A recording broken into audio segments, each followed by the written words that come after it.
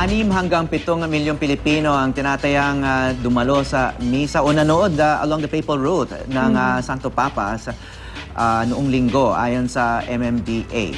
Pero iba naman ang lumabas sa bilang ng National Institute of Physics ng UP Diliman na umabot lang sa 4 hanggang 5 milyon. Sa kabila ng bahagyang pagkakaiba sa numero, napamangha pa rin ang mga banyagang mamamahayag at mismong Santo Papa sa debosyon nating mga Pilipino. May news to go si Michael Fahatin. Base sa pagtayad, umabot sa 6 hanggang 7 milyong katao ang dumalo sa misa ni Pope Francis sa Quirino Grandstand.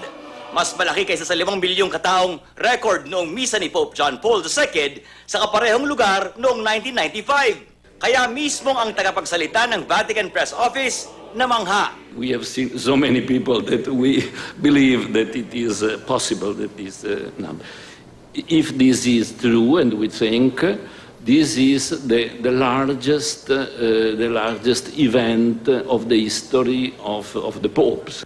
Ayon kay Manila Archbishop Luis Antonio Cardinal Tagle, kahit halos di na nakapahinga o nakasyesta ang Santo Papa, na-energize daw siya kapag nalalamang napakarami naghihintay sa kanya. Cannot fathom the faith of simple people. So it's really not about him.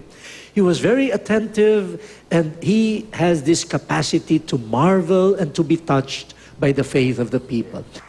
Pati mga banyagang mamamahayag, napabilib sa pambihirang pananampalataya ng mga Pilipino. Ito na raw marahil ang pinakamalaking pagkasama-samang nasaksihan nila kumpara sa pagbisita ni Pope Francis sa Brazil para sa World Youth Day, kung saan galing naman sa iba't ibang bansa ang mga dumalo. Gayunman, si Professor Giovanni Tapang na National Institute of Physics College of Science ng UP Diliman, kasama ang ilang profesor at estudyante na nagsagawa ng sayentipikong pagbibilang, may ibang pagtaya sa dami ng taong dumating.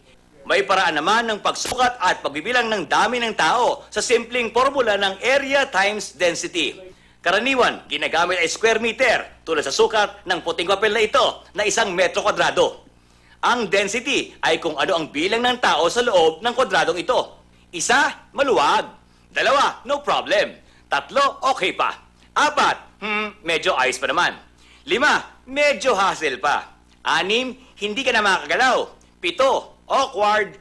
8, baka magkapalit na kayo ng mukha. Yung 6 million na sinasabi ng PNP, this will mean around 10 people per square meter.